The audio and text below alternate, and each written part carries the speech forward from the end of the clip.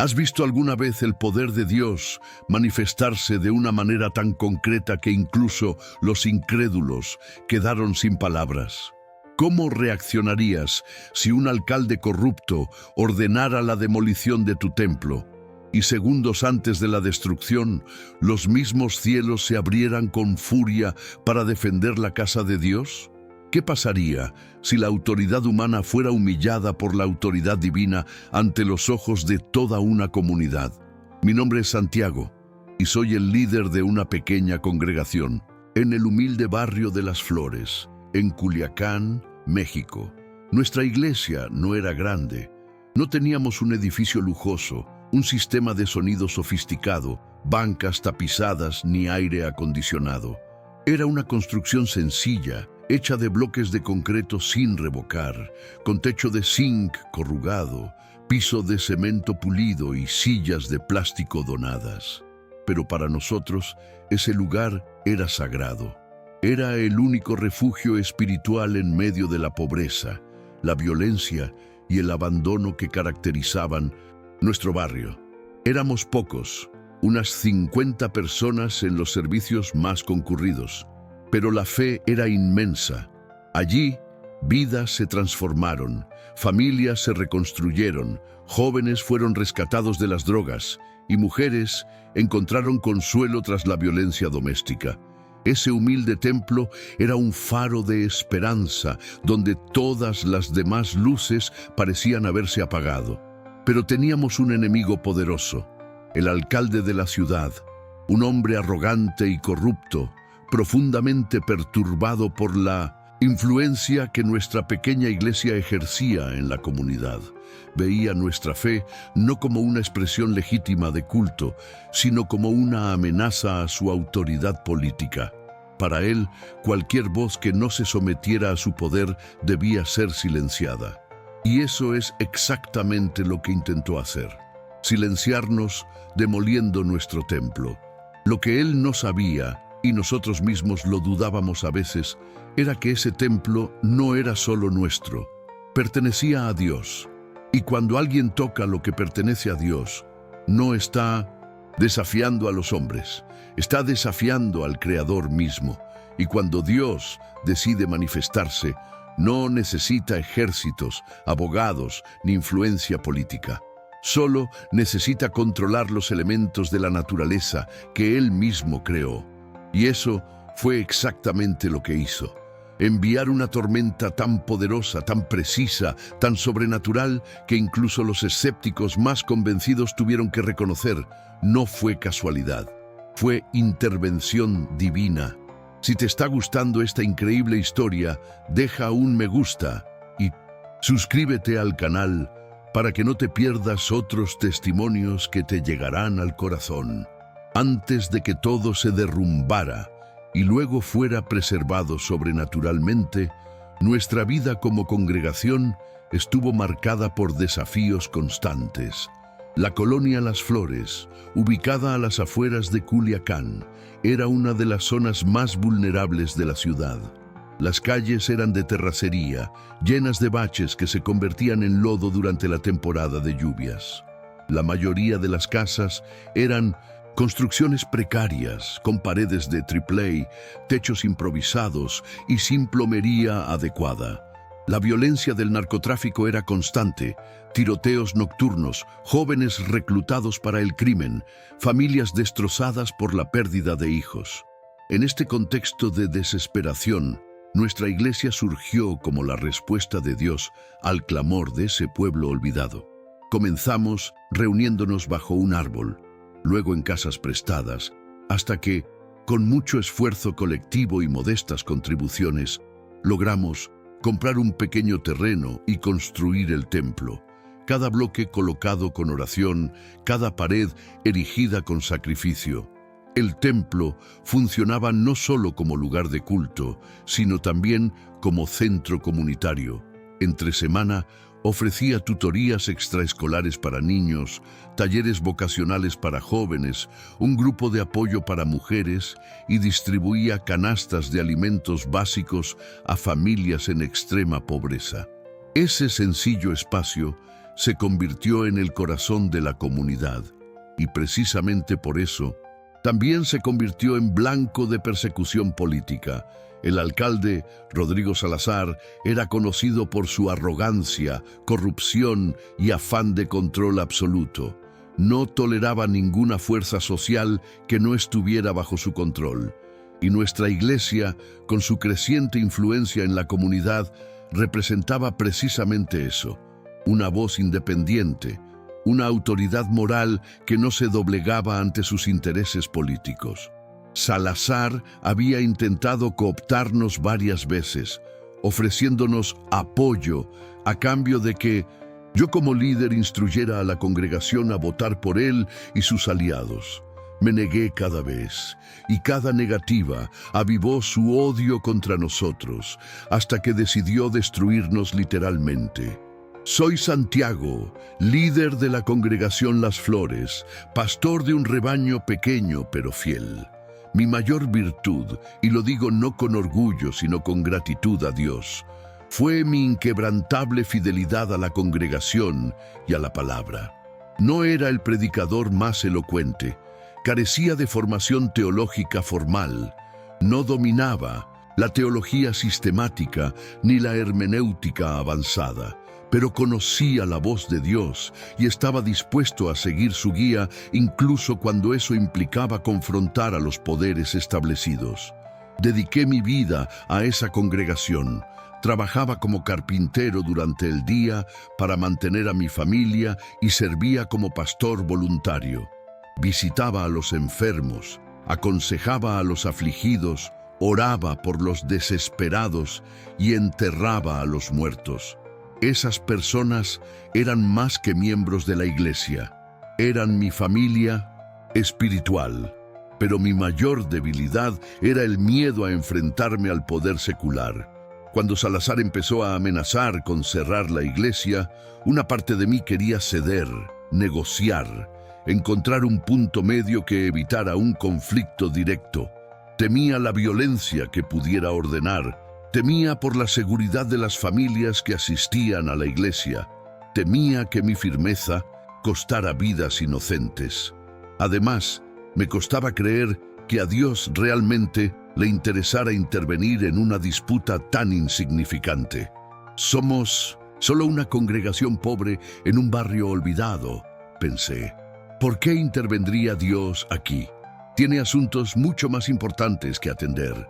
Esta duda erosionaba silenciosamente mi fe. Predicaba sobre el poder de Dios, sobre su fidelidad, sobre su capacidad para defender a su pueblo. Pero cuando llegó el momento de confiar verdaderamente en Él, me di cuenta de lo frágil que era mi fe y de cuánto aún me faltaba por aprender sobre quién es Dios realmente. Y Dios, en su misericordia y paciencia, estaba a punto de darme a mí y a toda la congregación una lección inolvidable acerca de su soberanía. El hecho que precipitó el enfrentamiento final ocurrió cuando el alcalde Salazar emitió una orden de demolición del templo. La justificación oficial fue irregularidades en la construcción. Una afirmación absurda, ya que el terreno era legalmente nuestro. La construcción se había realizado con autorización de las autoridades competentes y teníamos toda la documentación en regla. Pero en 1900, un sistema corrupto, donde el alcalde controla a inspectores, policías e incluso jueces locales, la documentación legal sirve de poco. La orden de demolición se publicó en el diario oficial un viernes. Teníamos 7 días para desalojar voluntariamente la propiedad. De lo contrario, el ayuntamiento procedería a la demolición forzosa. Salazar dejó claro, a través de intermediarios, que no aceptaría apelaciones ni recursos. La decisión fue inapelable. Pasamos esos 7 días en intensa oración, en ayuno colectivo, clamando a Dios.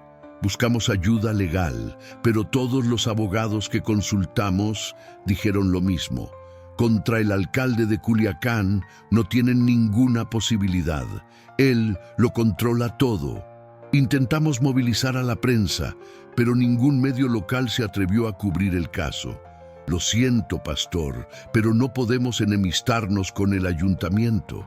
Estábamos solos, o mejor dicho, solo estábamos con Dios, lo cual, descubriríamos, era más que suficiente. En la mañana del 8º día, un jueves soleado y abrasador con cielo completamente despejado, llegó la excavadora. Era una máquina amarilla enorme y amenazante, acompañada de un equipo de demolición, inspectores municipales y una escolta policial. Y para nuestra sorpresa e indignación, el propio alcalde Salazar estaba presente. Salió de una camioneta negra con vidrios polarizados, vestido con un traje claro, gafas de sol y una sonrisa arrogante. Vino personalmente a disfrutar de su victoria, a humillarnos públicamente, a demostrar quién mandaba en esa ciudad. Nosotros, toda la congregación, unas 40 personas, estábamos reunidos en el templo, orando, esperando lo inevitable.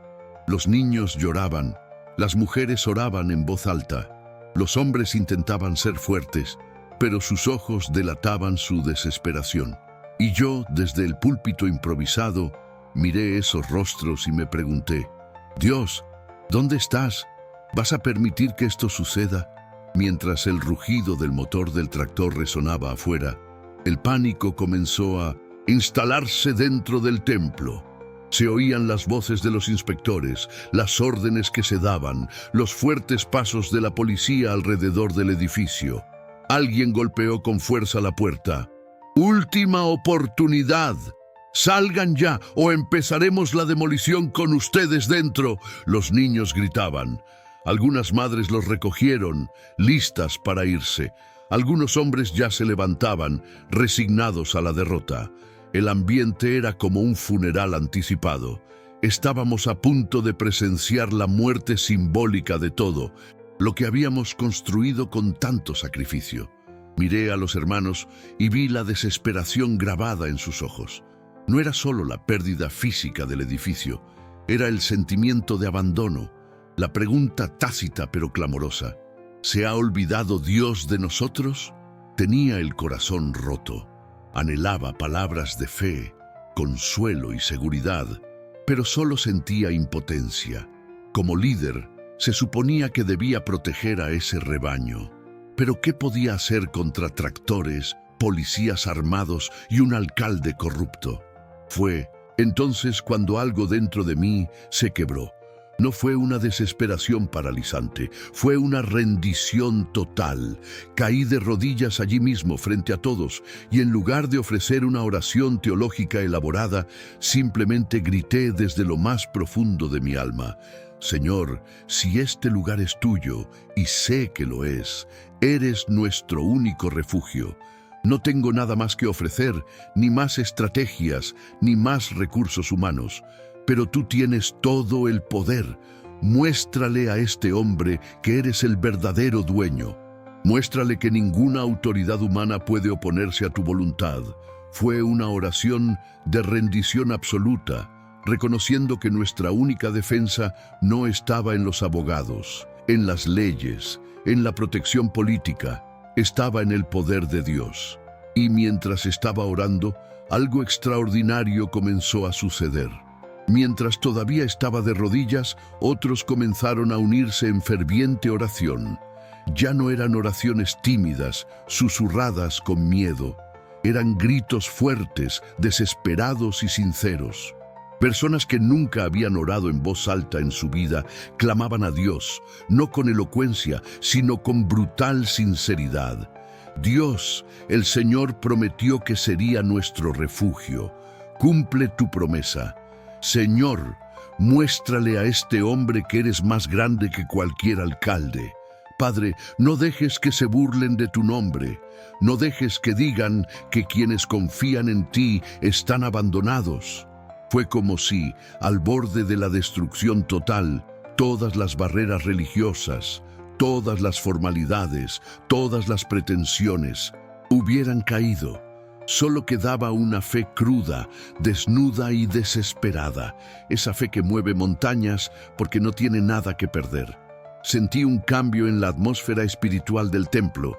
No era una sensación física, sino una certeza creciente e inexplicable de que Dios estaba a punto de actuar.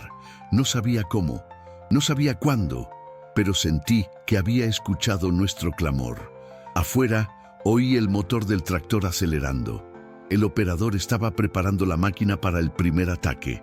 Segundos nos separaban de la destrucción. Y entonces declaré en voz alta, con una autoridad que no venía de mí: en el nombre de Jesucristo, este templo está bajo la protección de Dios. Ninguna fuerza humana, ninguna autoridad terrenal, ningún poder político puede destruir lo que Dios ha establecido. Señor, manifiesta tu poder ahora. Y Dios oyó. Mi conflicto interno en ese momento fue devastador. La lucha entre la fe que predicaba y el miedo real de ser derrotados, humillados, olvidados. Una parte de mí gritaba: Dios no intervendrá, vas a perder el templo, vas a perderlo todo. Y entonces, ¿cómo vas a explicarle eso a la gente que confió en ti? Temía profundamente que Dios nos abandonara en ese momento, que el alcalde ganara y que nuestra fe fuera ridiculizada. Imaginé los titulares: Iglesia evangélica demolida por orden judicial. Imaginé a Salazar burlándose: ¿Dónde está tu Dios ahora? Este miedo era real, tangible, opresivo. Y luché contra él con todas mis fuerzas, aferrándome a la promesa de que Dios es fiel, que no abandona a su pueblo, que defiende a quienes claman a él. Externamente, el conflicto era brutalmente desigual. La fuerza física del tractor, el poder político del alcalde, la autoridad armada de la policía contra la aparente fragilidad de nuestras oraciones. A los ojos de los humanos era una batalla perdida, pero estábamos a punto de descubrir que las batallas espirituales no se ganan con la fuerza humana, sino con la intervención sobrenatural del Dios que creó el cielo y la tierra. El tractor estaba a segundos de tocar los muros del templo. Oí la cuchilla de hierro raspando el suelo, preparándose para el impacto inicial. Y entonces sucedió algo imposible. El cielo, que minutos antes estaba completamente despejado, sin una sola nube, un cielo azul típico de Culiacán en un día caluroso, comenzó a oscurecerse con una velocidad antinatural. Las nubes aparecieron de la nada. No eran nubes normales, formadas gradualmente por condensación natural. Eran masas, densas, oscuras y cargadas, que aparecieron instantáneamente, como conjuradas por orden divina. En cuestión de minutos, no horas, sino minutos, el día se convirtió en noche. La temperatura bajó drásticamente, y entonces empezó el viento. No era una brisa, no era un viento cualquiera. Era un vendaval violento y aullante que doblaba árboles, arrancaba láminas de zinc de los tejados vecinos y levantaba polvo y escombros como si fueran hojas secas. El ruido era ensordecedor, como si el cielo mismo rugiera. Y entonces llegó la lluvia.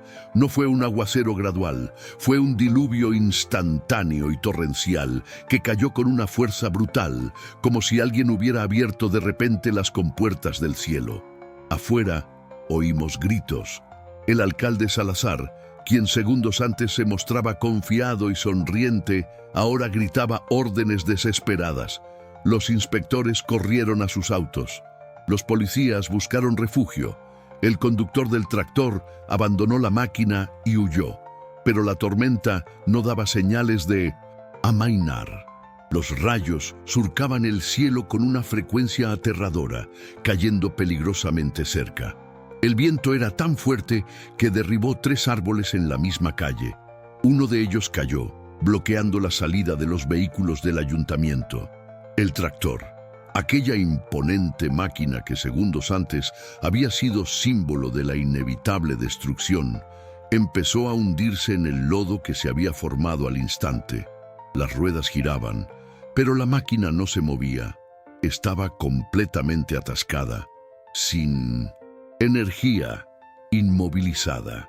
Dentro del templo permanecimos en reverente silencio, presenciando la manifestación del innegable poder de Dios. Los niños que habían estado llorando ahora miraban por la ventana con los ojos muy abiertos. Las mujeres que habían estado orando ahora alababan entre lágrimas. Los hombres que habían estado dudando ahora se arrodillaban en adoración. La tormenta duró justo lo necesario. Cuando finalmente amainó, unos 40 minutos después, el alcalde y su séquito ya habían huido, empapados, aterrorizados y humillados. El tractor permaneció atascado, abandonado, como un monumento a la derrota del orgullo humano ante la soberanía divina. Y nuestro templo, intacto, completamente intacto. Ni una sola teja se cayó, ni una sola pared se agrietó. Entre árboles caídos por todas partes, techos arrancados de las casas vecinas, nuestro humilde templo se alzaba, protegido por la invisible pero poderosa mano de Dios. En las horas siguientes, la noticia de lo sucedido se extendió por todo el barrio y luego por toda la ciudad. Los vecinos que presenciaron el fenómeno relataron con asombro: vi cómo el cielo despejado se convertía en una tormenta en segundos. Nunca había visto algo así en mi vida. Otro dijo: ese viento derribó 3 árboles, pero el templo no sufrió ni un rasguño. ¿Cómo es posible? El alcalde Salazar intentó restarle importancia a lo sucedido, diciendo que solo se trató de mal tiempo y que reprogramarían la demolición. Pero algo se quebró en su interior. Todos vieron el terror en su rostro cuando comenzó la tormenta. Todos vieron su huida desesperada. Y todos lo supieron.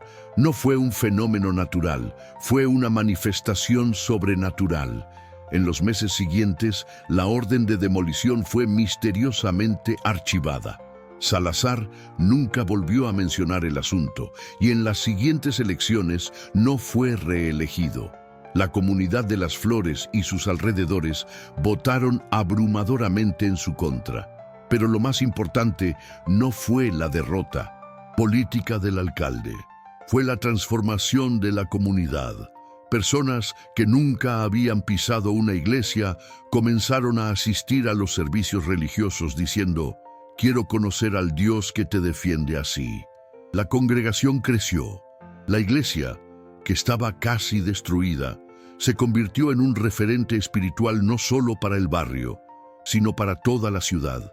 Y yo, Santiago, aprendí que Dios realmente se preocupa, incluso por una congregación pequeña, pobre y olvidada en un barrio periférico. Mi vida se ha convertido en un testimonio viviente de que ninguna autoridad humana puede oponerse a la voluntad de Dios. Cuando Él decide defender lo que es suyo, ningún alcalde, ninguna excavadora, ninguna ley injusta puede prevalecer. ¿Te conmovió esta historia? ¿Has pasado por algo similar o conoces a alguien que haya experimentado una transformación similar?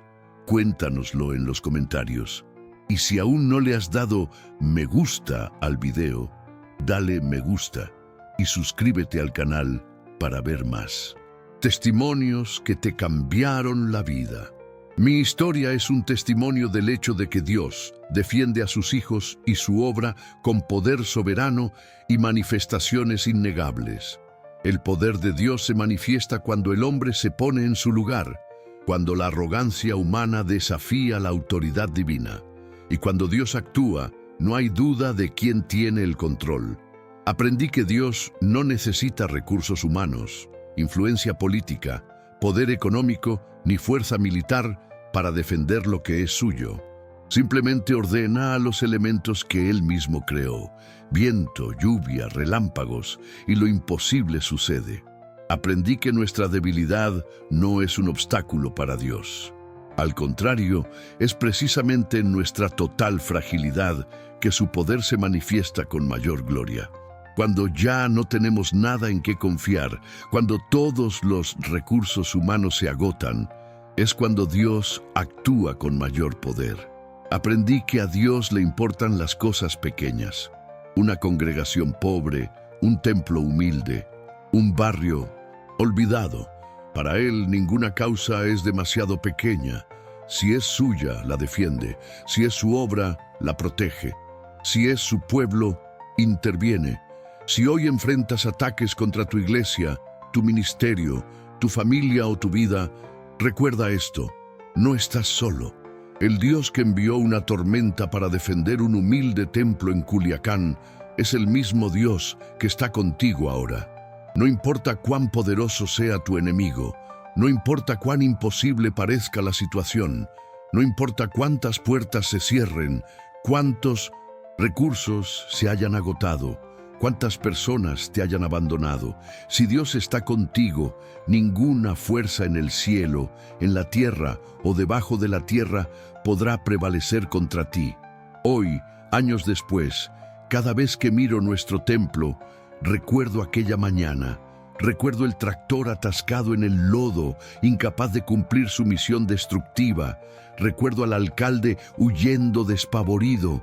Recuerdo la tormenta que surgió de la nada y cesó al cumplir su misión. Y doy gracias a Dios no solo por salvar nuestro templo, sino por enseñarnos quién es Él realmente.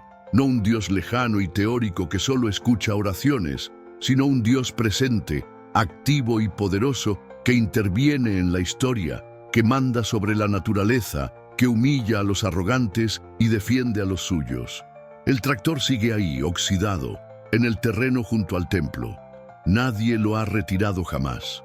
Permanece como un monumento involuntario, recordando a todos los que pasan. Ningún poder humano puede destruir lo que Dios ha establecido. Y este es el mensaje que llevo a donde quiera que voy: servir a Dios fielmente, permanecer firmes, incluso cuando todo parezca perdido, y confiar en que Él, en su propio tiempo y a su propia manera, manifestará su poder a tu favor de una manera que ni tú ni tus enemigos podréis negar. Porque nuestro Dios no es un Dios de derrota, es un Dios de victoria, y cuando decide actuar, el cielo y la tierra obedecen.